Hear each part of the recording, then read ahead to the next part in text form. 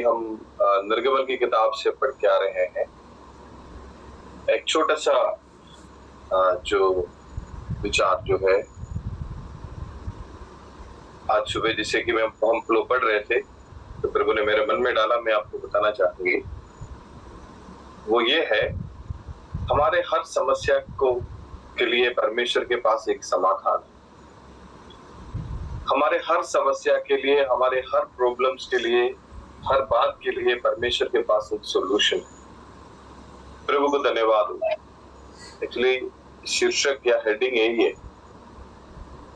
हम जैसे निर्गमन की किताब 15 अध्याय आज पढ़ रहे थे, कल 14 अध्याय पढ़ रहे थे, मतलब एक दो दिन से।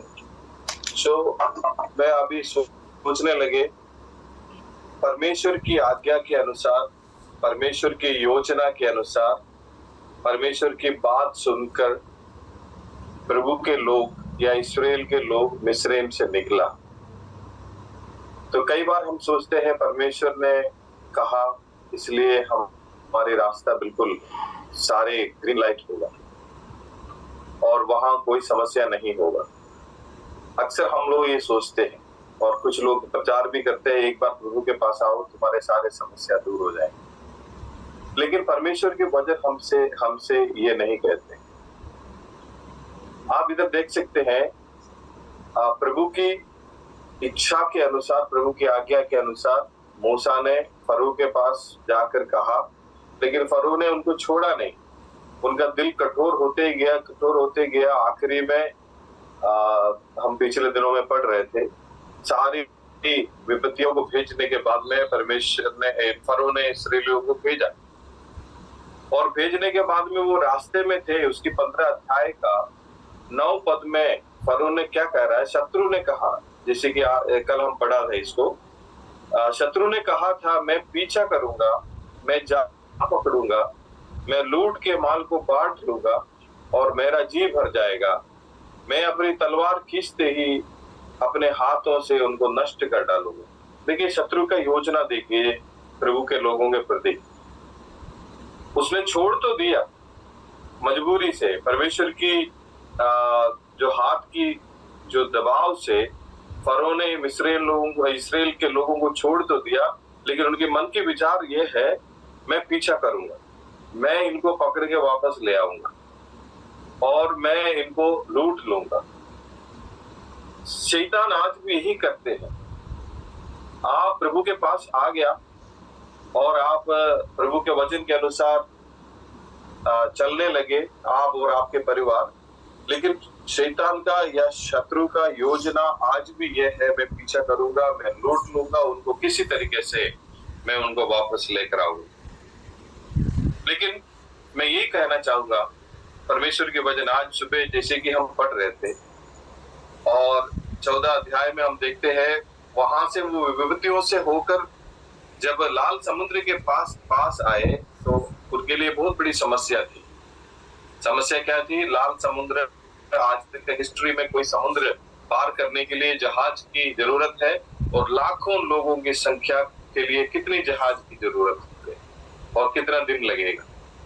लेकिन उनके सामने एक बहुत बड़ी समस्या थी, लेकिन मूसा को नहीं मालूम है सोल्यूशन क्या है, इस्राएली लोगों को सोल्यूशन नहीं मालूम है और शत्रु ने भी सोचा ये फंस गया है, ना ये आगे हो सकते हैं ना पीछे हो सकते हैं।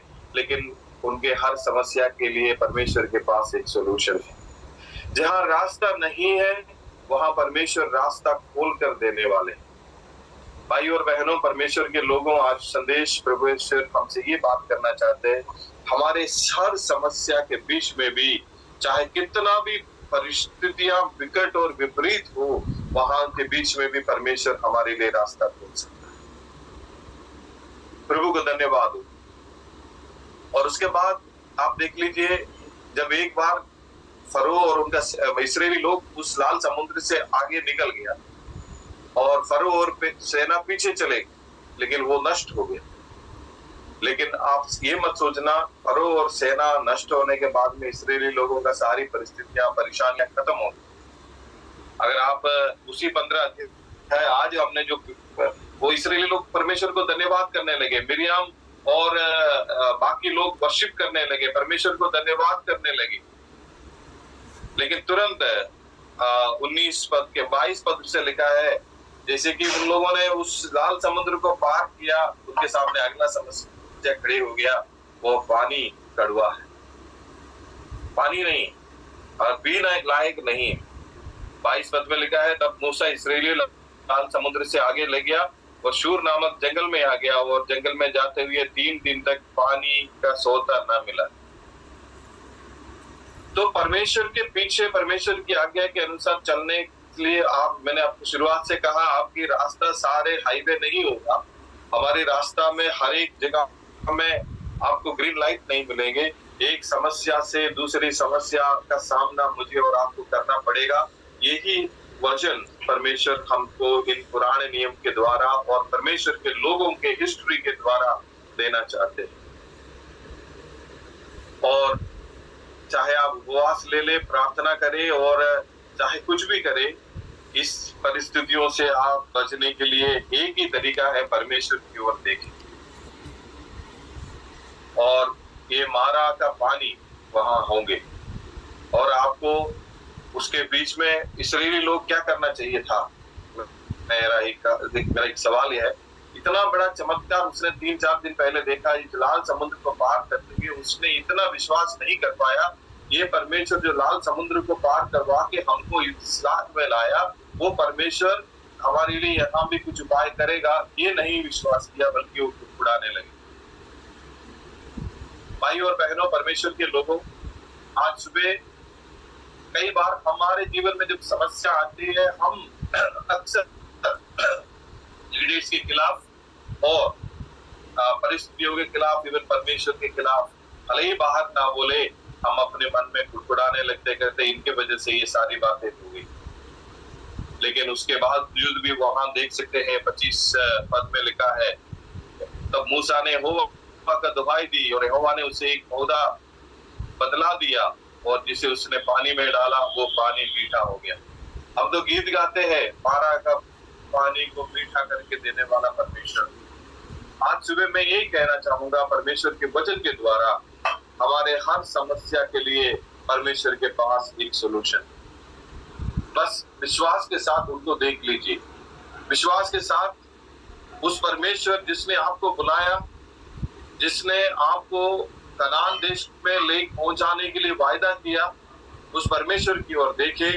आपके सामने जो बंद पड़ा हुआ रास्ता परमेश्वर खोल देंगे। जो असंभव बात है वो परमेश्वर मेरे लिए और आपके लिए कर सकता है। लाल समुद्र को आज सुबह हमने निर्गमन से ही पढ़ा और ये विचार आपके सामने रखने के लिए परमेश्वर की आत्मा ने मुझे बताया, इसलिए मैं इस बात को आपके सामने रखना चाहता हूँ।